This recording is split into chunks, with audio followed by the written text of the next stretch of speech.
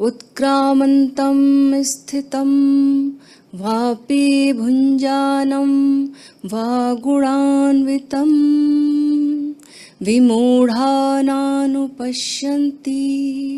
पश्यन्ति ज्ञानचक्षुषः। कहते हैं कि शरीर छोड़कर जाते हुए को अथवा शरीर में स्थित हुए को और विषयों को भोगते हुए को अथवा तीनों गुणों से युक्त हुए को भी अज्ञानी जन नहीं जानते। केवल ज्ञान रूप नेत्रों वाले ही ज्ञानी जन जानते हैं उसे। सारी जिंदगी हम जिस मकान में रहे और उस मकान मालिक से परिचय ही नहीं हुआ, मकान को मकान मालिक समझ लिया। ऐसी स्थिति में अज्ञानी जन जीता है। कौन है जो इस शरीर में है जीवन काल में, और कौन है इस शरीर में जो हर चीज को, विषयों को भोग रहा है, और कौन है जो मृत्यु के समय इस शरीर से बाहर चला जाता है। इसको जो मूर्छा में जीते हैं वो अज्ञानी है। इसके प्रति, इसको जो नहीं जानते, इससे जिसका परिचय नहीं है, वो सब अज्ञानी है। तो कैसे हमारा इससे परिचय हो जाए जीवन के रहते रहते? ऐसा नहीं होगा कि जीवन के रहते रहते तो मकान मालिक को जाना नहीं, मालिक को पहचाना नहीं, और सोचे कि मृत्यु की बेला में पहचान में आ जाएगी बात। संभव नहीं है। जो प्रैक्टिस हमने सारी जिंदगी की है उसी का ही इत्र है मृत्यु के समय, उसी का सार निचोड़, वो सब कुछ चिपका हुआ हम लेकर जाते हैं। ऐसी छोटी सी अनुभव तो सबको होता कि जिस भाव दशा में हम सोने जाते हैं तो सुबह कैसे उठते हैं, या दिन भर जिस भाव दशा में जिए हैं तो अचानक हम कैसे उस भाव दशा को बदलेंगे। सोते समय नहीं बदल सकते। दिन भर जिस जो केंद्र रहा है हमारा जीवन का, वही सोते समय केंद्र रहेगा। तो ऐसे ही तो मृत्यु के समय है। जिंदगी भर हमने जिसको केंद्र माना है अपना, और जिसमें हम अपना पूरा जीवन व्यतीत किए हैं, उसी में हमारा जीवन मृत्यु के समय संलग्न हो जाएगा। और जीवन का एक नियम है, जीवन में जो भी दुख आते हैं और जब वह अत्यधिक हो जाए तो एक बेहोश हो जाता है शरीर हमारा। पीड़ा के समय जब पीड़ा बिल्कुल पराकाष्ठा पर पहुंचती है तो एक मैकेनिज्म है कि हम बेहोश हो जाते हैं। तो मृत्यु के समय की जो पीड़ा है, सब कुछ छूटने की पीड़ा, उस समय हम बेहोश हो जा रहे हैं। तो इसका अभ्यास करना होगा अगर हम चेतन रूप से, जब हम जीवन में अभ्यास कर पाए। चीजें तो छूट रही हैं और हम तो वैसे ही के वैसे हैं। हमारे होने में कोई फर्क थोड़ी पड़ता है। इवन हमारा शरीर के अंग भी कट जाते हैं, ऑपरेशन हो जाता है, तभी भी हमारा होना तो वैसे ही का वैसा बरकरार रहता है। तो हमारे अस्तित्व में कोई फर्क नहीं पड़ता अगर हम इसके प्रति जागरूक होते जाएं। बाहर का पोजीशन भी कोई छीन ले, छूट जाए, फिर भी हमारे होने में, हमारे अस्तित्व में क्या फर्क पड़ा। वो जो जानने की क्षमता है, वो जो भीतर होने की क्षमता है, वो तो वैसी की वैसी, उसमें तो जरा रत्ती भर भी भेद नहीं पड़ता। तो ये प्रैक्टिस जो है हमारे अचेतन में चली जाए, है ना। ये जब हमारे अचेतन में चली जाएगी ये प्रैक्टिस, हर बार एक तरीके से वैराग्य और अभ्यास, ये अगर जिंदगी भर में हमने साध लिया जीवन में, तो मृत्यु हमारे लिए खेल हो जाएगी। मृत्यु हमारे लिए खेल हो जाएगी, है ना। कि जिस चीज का हमने गहन अभ्यास किया, रोज रोज जिसकी साधना की है, वो मृत्यु के समय हमारे सामने प्रकट हो जाएगा। उसे कुछ भी नहीं हिला सकता, फिर कुछ भी। और मृत्यु याद रखना रोज होती है, छोटी छोटी मृत्यु एक्चुअल तो है भी नहीं, और जो मृत्यु है वो ईगो की ही तो है, और वो रोज रोज होती है। भरपूर मौका है, हम जिस समाज में रहते हैं, जहाँ रहते हैं, परिवार में रहते हैं, भरपूर मौका है कि उस मृत्यु को हम प्रतिदिन देख पाएं। तो अगर हम देखने लगें तो एक समर्पण भी घटित हो जाएगा।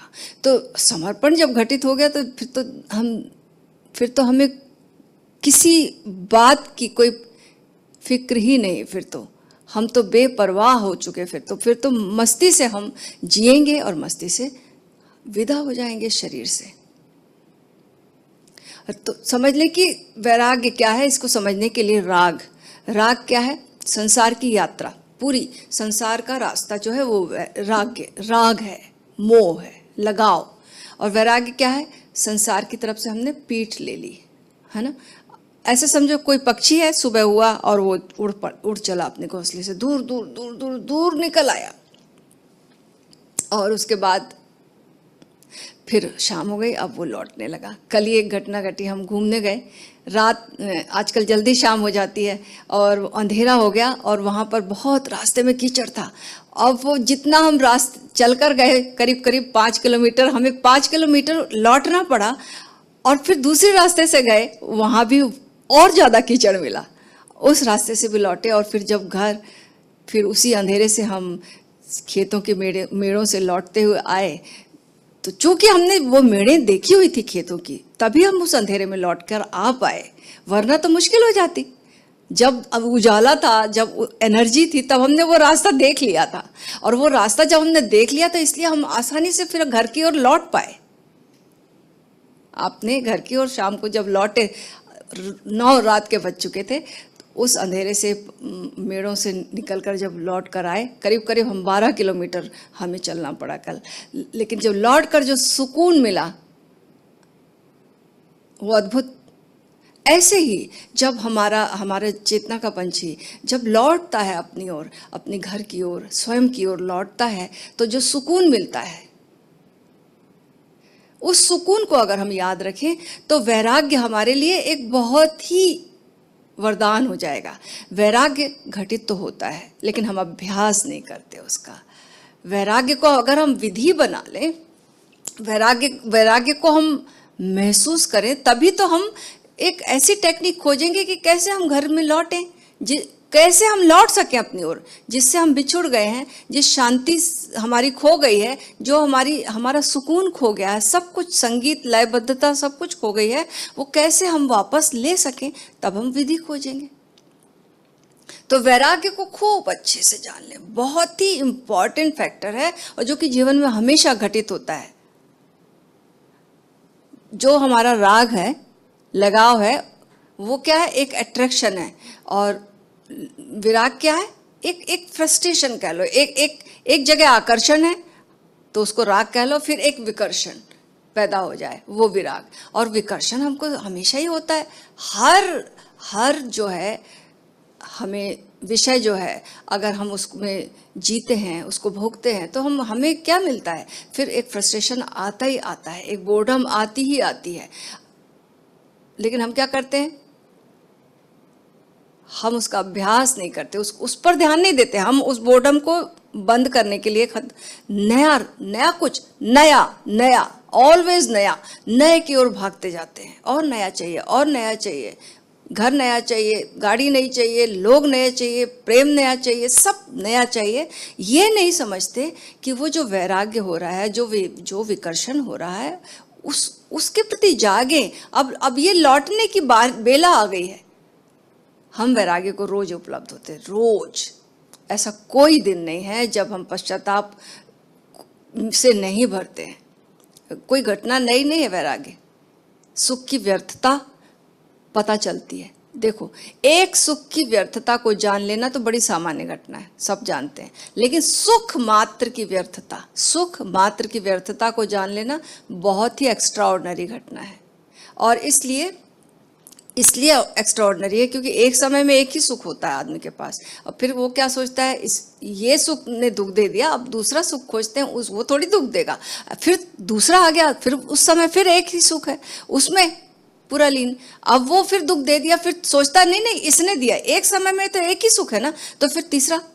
और ऐसे ही वो अपने भ्रम जाल में घूमता रहता है। ययाति की कथा तो सबको ही पता है ना।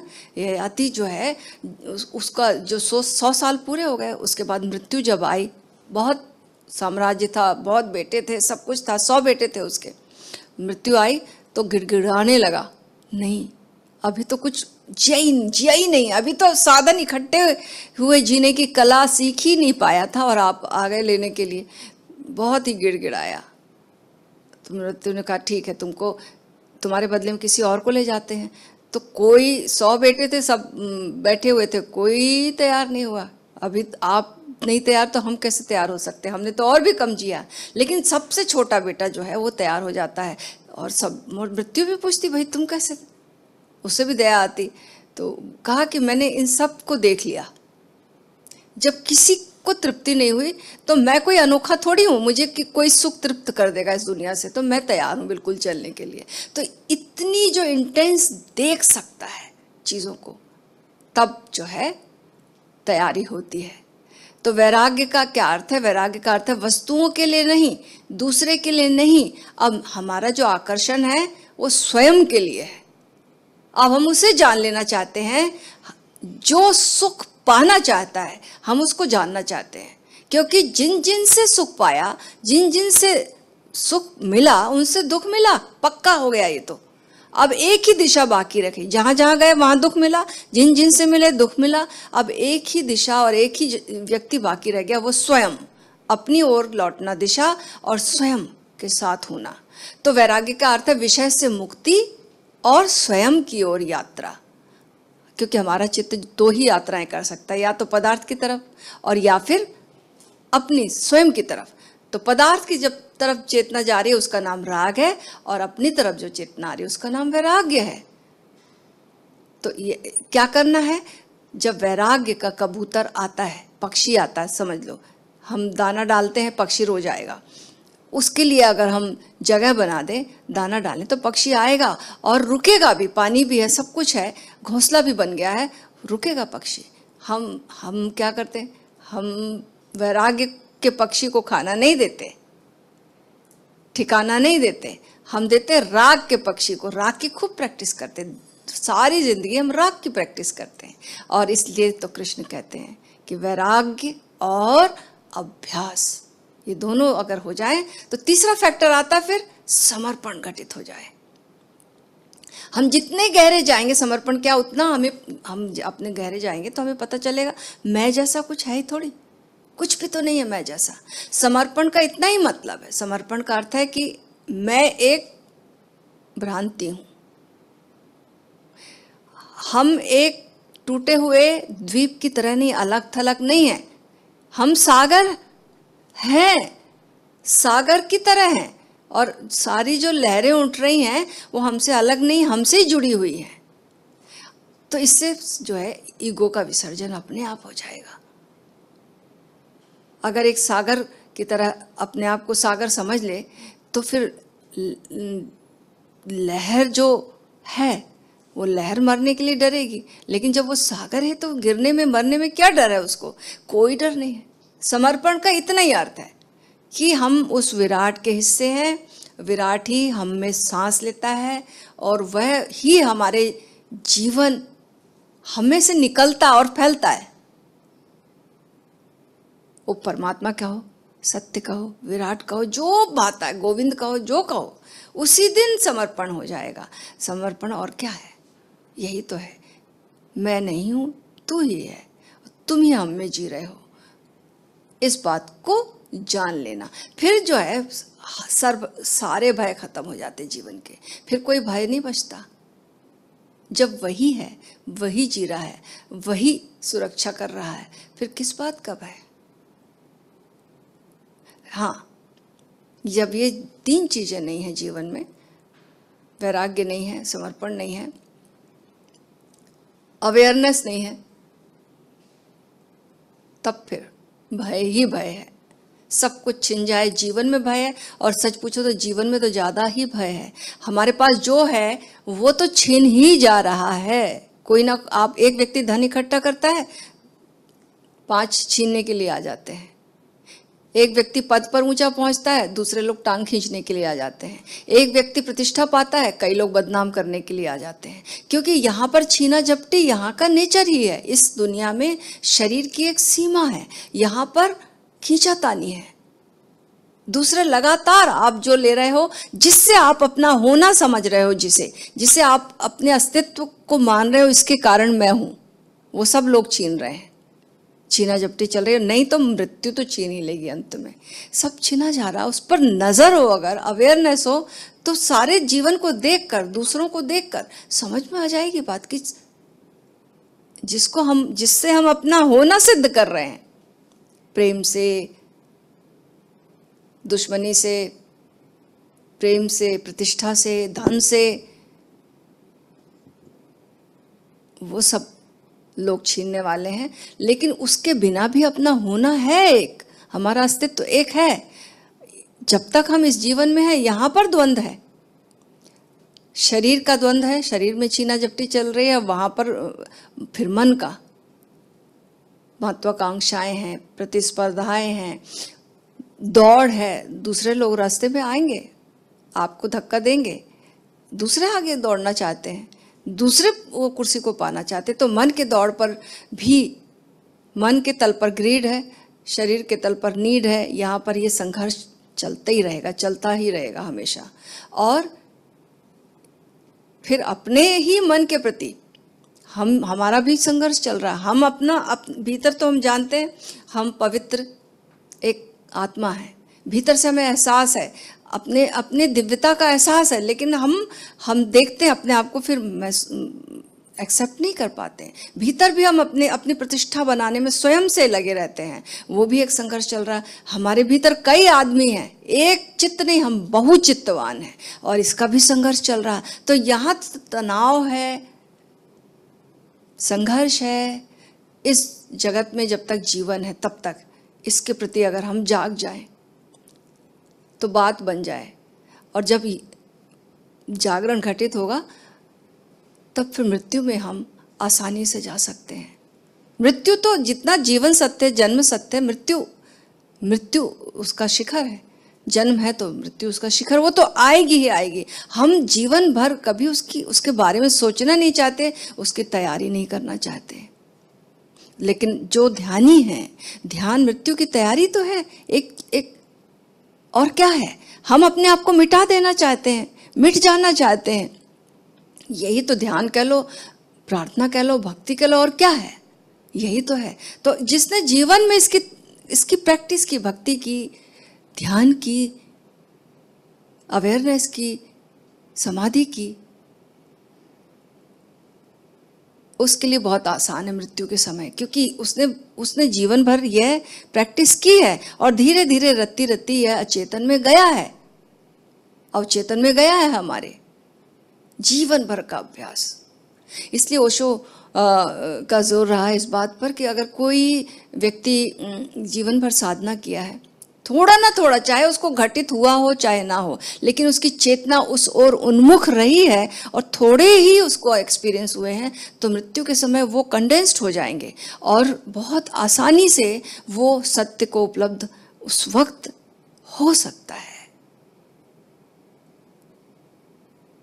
इसलिए उनके समय में एक सन्यासी थे, विमल कीर्ति, वो ग्रीस के राजकुमार थे। उनकी डेथ किसी कारण से, सिर में चोट लगने से कोमा में चले गए। तो उसके बारे में जब उन्होंने कहा कि कोमा में जब वो रहे तो करीब करीब 1 हफ्ता रहे, तो उन्होंने बताया कि कोमा में भी, क्योंकि शरीर छूट गया, सब छूट गया, अभी चेतना तो सब कुछ फील कर रही है और एक जुड़ाव भी है शरीर से और दूर भी है।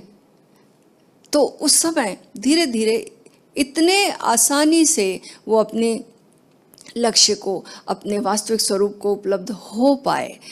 वो ओशो ने उसको बताया, उस चीज़ को वो उन्होंने एक प्रवचन में उस समय लोगों को बताते रहे कि अभी और उसे रखा जाए कोमा में, अभी और शरीर में जीने रखा जाए। शरीर में जितनी देर रह पाएगा उस अवस्था में, वो अभी साधना चल ही रही है।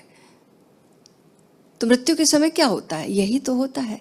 तो अगर हमने जिंदगी भर साधना की है तो हम आसानी से मृत्यु के समय अपने साथ हो सकते हैं, अपने साथ स्वयं को लेकर अपने विराट स्वरूप में हम लीन हो सकते हैं, जो स्वयं प्रकाशित है, जिसे किसी सूर्य, किसी चांद की रोशनी की जरूरत नहीं पड़ती है, जो अकारण आनंदित है, जो सच्चिदानंद स्वरूप है।